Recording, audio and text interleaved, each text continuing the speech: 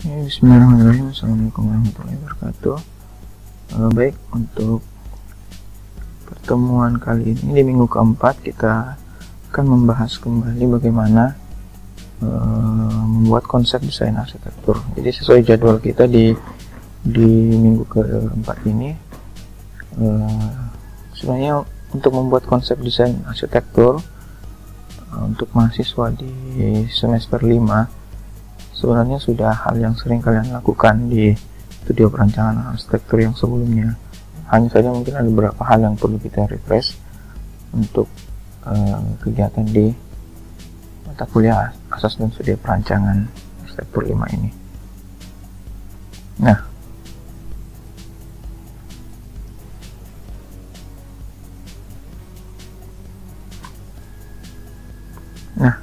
Apa sih konsep desain arsitektur itu? Kita mungkin harus merefreshnya kita harus mungkin merefresh beberapa materi tentang ini agar nanti kalian punya bekal juga untuk memulai membuat konsep desain arsitektur untuk proyek kalian. Baik, kita mulai. Pertama, tentang konsep itu sendiri. Apa sih sebenarnya konsep itu? Jadi pengertiannya, konsep adalah abstraksi ide. Jadi jika kalian memiliki sebuah ide atau inspirasi tentang sesuatu yang ingin dituangkan dalam sebuah desain, maka hal itu bisa kita sebut sebagai konsep. Jadi ada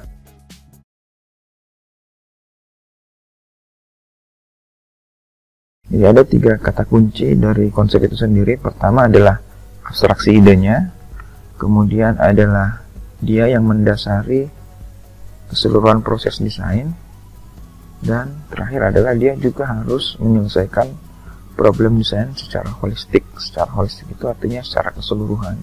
Jadi dalam berpikir arsitektur biasanya kita dihadapkan dalam 3 hal utama yang mendasari proses desain kita. Yang pertama adalah konteks atau site, itu yang kalian kemarin kerjakan di analisis site. Jadi problem-problem desain itu bisa jadi berasal dari konteks atau site yang kita punya. Kemudian problem desain juga bisa bermula atau berasal dari kebutuhan atau keinginan atau kebutuhan dari klien atau kebutuhan ruang yang dibutuhkan oleh si pengguna bangunan. Kemudian yang ketiga, problem desain juga bisa berasal dari form dan space atau bentukan-bentukan tertentu dan standar-standar ruang yang ingin dikerjakan pada proyek itu. Jadi 3 hal ini nanti yang akan mendasari keseluruhan proses desain yang akan kita kerjakan dalam rangka mengabstraksi ide itu. Jadi lebih detailnya lagi, misalnya di konteks itu di site, misalnya ada kemarin yang kita analisis itu ada shape, ada bentukan tertentu, ada dimensi tertentu, mungkin ada topografi atau jenis tanah. Mungkin konteks juga bisa menyangkut climate atau iklim di sekitar. Jadi bisa menyangkut temperatur, bisa menyangkut angin, dan selain aspek-aspek alam juga ada aspek-aspek non alamnya berupa bangunan yang ada di sekitar site kita. Ini kemarin kita juga analisis mengenai ketinggian bangunan, bentukan-bentukan bangunan, warna-warna yang ada di sekitar site kita. Itu juga perlu dianalisis untuk menjadi sebuah masukan dalam proses abstraksi ide. Jadi dalam proses mengabstraksi ide menjadi sebuah konsep itu memang ada banyak hal-hal yang harus kita pertimbangkan. Jadi ini ke semua aspek-aspek ini memang secara holistik, secara keseluruhan harus kita ketahui satu-satu, kita dalami satu-satu, kemudian nanti diharapkan nanti pada saat akhirnya dengan proses 3 item ini, maka kita akan mendapat sebuah solusi desain atau keputusan-keputusan desain yang bisa optimal dalam menjawab keseluruhan problem desain ini. Jadi dengan ditemukannya sebuah solusi, baik itu berupa sketsa, model, detail-detail atau animasi gambar tertentu. Nah, ini hanya merupakan sebuah produk desainnya. Tapi sebenarnya pada proses abstraksi ide-ide ini, yang banyak berperan penting adalah konsepnya. Jadi konseplah nanti yang mendasari keseluruhan dari item-item desain yang ada di sini. Jadi entah seperti apa itu bentuknya, gambarnya, renderingnya, stylenya seperti apa, tapi konseplah yang akan menjadi ruh atau jiwa yang mendasari keseluruhan proses desain yang ada di sini. Itu yang perlu kita pahami juga ya.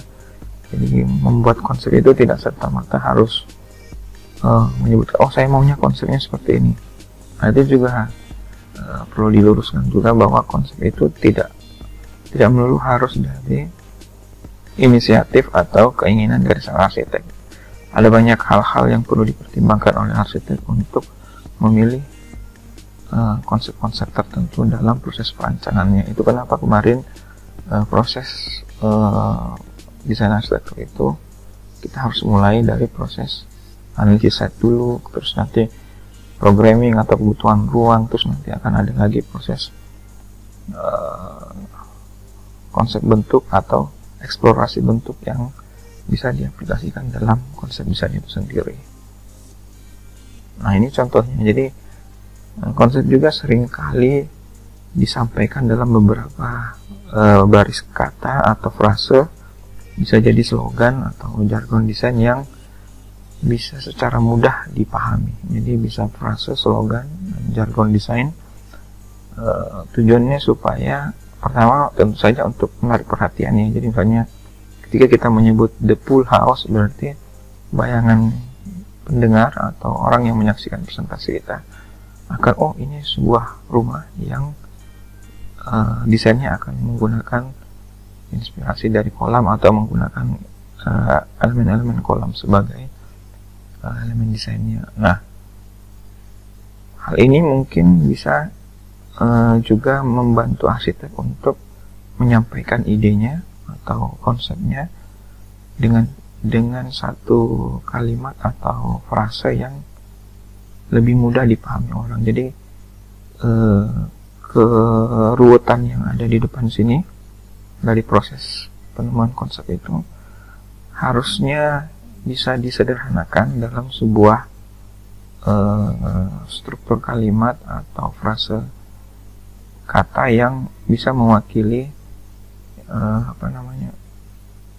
ide atau konsep yang akan kita aplikasikan di desain, sehingga orang-orang awam pun bisa langsung dapat memahami bahwa oh, si arsitek ini punya konsep seperti ini dalam membuat desainnya.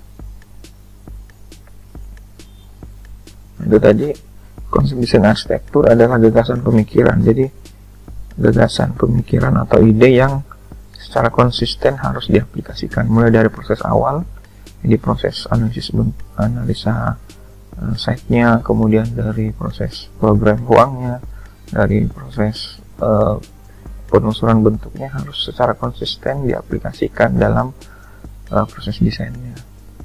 Dan pada saat aplikasi nanti juga konsep desain juga ini harus muncul. Jadi jangan sampai kita hanya menyebutkan bahwa oh saya ingin membuat sebuah perencanaan gedung dengan konsep arsitektur ekologis misalnya. Nah, ternyata pada saat proses desainnya, pada saat dijabarkan dalam aspek-aspek desain tertentu, nggak muncul konsep itu. Itu yang perlu dipahami, bahwa konsep desain itu harus secara konsisten dan diaplikasikan. Jadi jangan sampai dia hanya jualan semata, jargon semata, manis di awal tapi ternyata tidak ada aplikasi di belakangnya. Nah, itu juga salah ya. Jadi bagaimana proses konsep desain arsitektur itu disusun? Proses yang pertama adalah kita harus mengetahui desain briefnya atau kebutuhan desainnya seperti apa sih, arahan desainnya itu bagaimana, apakah dia berasal dari si ownernya atau kliennya, atau bisa jadi itu brief design itu berasal dari usernya atau pengguna ruangnya. Arsitek harus mengetahui persis arahan desainnya seperti apa agar nanti tujuan dan sasaran proyeknya bisa tercapai dengan baik. Desain brief ini juga dapat mengartikulasikan bagian-bagian penting yang ada di proses desain. Jadi misalnya si owner atau si klien pemilik proyek rumah menginginkan ada ruang-ruangan khusus di rumahnya. Nah, itu harus dicatat dalam brief design untuk kasus bangunan-bangunan yang sifatnya private. Tapi untuk bangunan-bangunan yang publik itu sebagian besar brief desainnya berasal dari kebutuhan dari usernya atau pengguna ruangnya. Jadi misalnya user kita, bangunan kita misalnya bangunan peribadatan atau misalnya masjid, maka brief desainnya itu sebagian besar berasal dari kebutuhan ruang si pengguna masjidnya, usernya, jamaahnya misalnya. Apa aja kebutuhannya itu yang kita harus catat di brief design. Nah, kemudian proses yang kedua adalah conceptual design. Nah, conceptual design ini sudah mulai mengarah pada sketsa-sketsa, eksplorasi ide, kemudian konsep juga sudah mulai muncul di sini, konsep-konsep yang dalam bentuk sketsa-sketsa desain. Nah, biasanya ide-ide ini bisa kita tuangkan dalam beberapa ilustrasi yang nantinya akan bisa dapat dikembangkan dalam model yang lebih detail lagi. Nah, disinilah sebenarnya proses konsep itu disusun. Meskipun dia modelnya dalam bentuk sketsa, tapi semua proses kreatif itu ada di sini. Nah, setelah itu loncat ke proses terakhir atau schematic design. Ini sudah proses pengimplementasian konsep desain itu dalam sebuah gambar yang lebih terukur. Jadi biasanya bentuknya lebih skalatis dan sudah punya dimensi-dimensi yang terukur tentang jarak, misalnya elevasi atau finishing desain yang digunakan. Nah, itu biasanya bentuknya berupa side plan, denah, tempat potongan. Oh, itu sudah menjadi produk dari schematic design ini.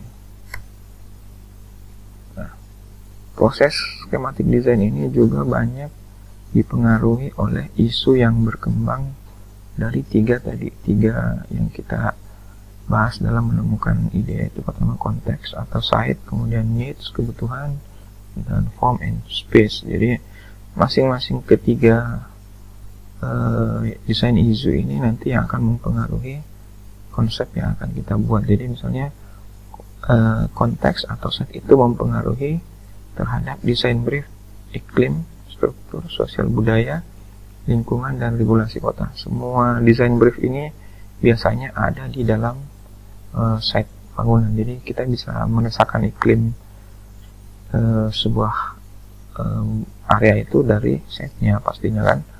Nah, ini semua akan jadi brief design yang baik untuk input desain kita. Kemudian kebutuhan pastinya desain briefnya pastinya dari pengguna, dari aktivitas, dari dimensi yang dia butuhkan, dari safety-nya. Nah, dari masing-masing desain brief ini nantinya yang akan menjadi input dalam kita membuat konsep desain. Jadi misalnya konsep desain, konsep tapaknya itu seperti apa sih? Nah, itu dari desain brief iklim kita ngambilnya, data-datanya. Jadi misalnya, oh ternyata struktur tanahnya di sana seperti ini, maka konsep tapaknya harus seperti ini. Apakah dia berkontur atau rata? Kalau dia berkontur, maka tapak yang harus kita konsepkan seperti apa. Demikian juga dengan utilitas, semuanya berpengaruh dari konteks atau site-nya. Kemudian program ruang berasal dari tentunya kebutuhan ruang dan dimensi ruangnya. Kemudian fasad, interior, dan furniture itu berasal dari isu tentang skala, corak, visual, dan komposisi bentuk. Nah, nanti dari konseptual desain ini akan muncullah skematik desain yang biasa kita sebut gambar denah, tampak, potongan, 3D, dan 3D interior. Nah, ini yang nanti akan menjadi materi produk akhir yang bisa di delivery ke klien misalnya. Itu mungkin proses desainnya. Nah, kira-kira untuk bangunan ini yang kemarin kita bahas di Sydney Opera House ini, menurut kalian desain isunya apa?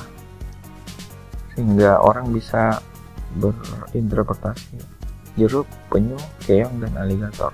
Kira-kira si arsitek kalau kita harus nebak misalnya, dia itu dalam memproses desain ini, dalam kaitannya proses seperti ini, kira-kira si arsitek ini menggunakan atau mengambil desain isu dari mana sehingga dia akhirnya mengambil keputusan desain bentukan karakter seperti ini. Nah, jika kalian sudah menganalisis, mungkin setelah itu kira-kira konsep desainnya apa sih yang sebenarnya yang diharapkan si arsitek ini dari desain isu yang dia ambil itu. Nah, itu bisa menjadi kuis kecil kita untuk pertemuan kali ini.